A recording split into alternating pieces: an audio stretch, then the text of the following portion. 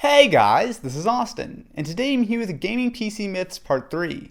So amazingly enough, sometimes people are wrong about stuff on the internet. So today I'm going to go over some of the most popular myths and rumors about gaming PCs. The first myth is that you have to have an expensive CPU for gaming. Now I can't tell you how many times people have sent me builds where they're using something like a Core i7 and a GTX 650. So a good general rule of thumb is that you should be spending more on your graphics card as opposed to the CPU. Now, while pretty much all of your parts when gaming are used, for example, if you have just a little bit of RAM, that's going to hurt you. But as a general rule of thumb, the graphics card is the most important part. And as long as you've got a fairly balanced system, spending more on the graphics card will absolutely help you out quite a bit. Another myth is that PC gaming is only for desktops. Now, it's easy to get caught up in a spec war. So this CPU is 10% faster than that CPU, this graphics card can run Battlefield 4 on Ultra, and all that stuff is important and it's all nice to know. However, at the end of the day, we're all gamers. We all just want to sit down and play our games. Sure, a gaming laptop is pretty much always going to be more expensive than a desktop. However, for a lot of people, that's going to be worth it. So the most important thing to look for when you're buying a gaming laptop is to make sure that it does have a dedicated GPU.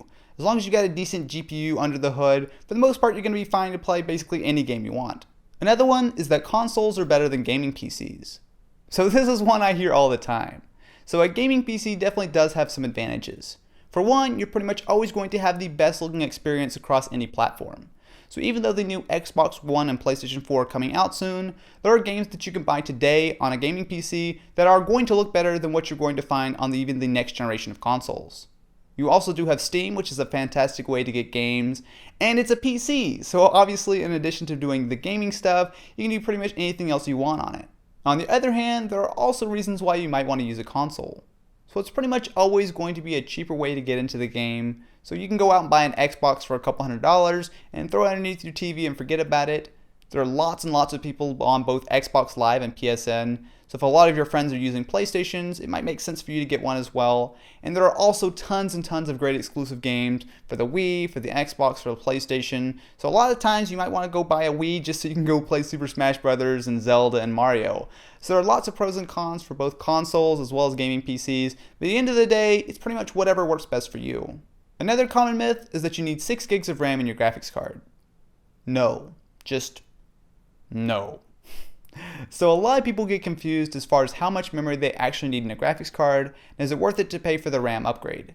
So right now, what you really should be looking for is a graphics card with 2 gigs of RAM. So that's going to give you enough memory to handle pretty much any game out right now, as well as future games for a little while. However, if you do want to step it up a little bit, especially if you're buying a more expensive card, then 3 gigs of RAM can be a good option, especially if you're going to be playing on higher resolution monitors like 1440p, plan on doing Crossfire SLI, or you plan on just gaming on lots of monitors, very high resolutions, all that kind of stuff.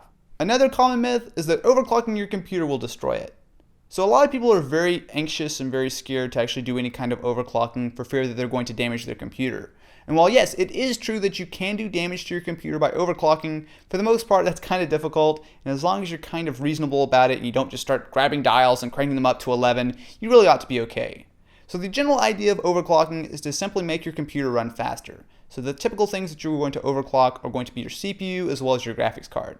So graphics cards in particular are very easy to overclock, and the best way to overclock any of your parts on your computer is just to simply look up a guide. So there are tons and tons of fantastic tutorials around the internet that will show you exactly how to overclock this particular graphics card, this particular CPU with this motherboard, etc, etc. Pretty much there's a guide for about everything. So if you want to get a little bit more performance out of your PC, as long as you have good cooling and a decent power supply, overclocking is a great answer.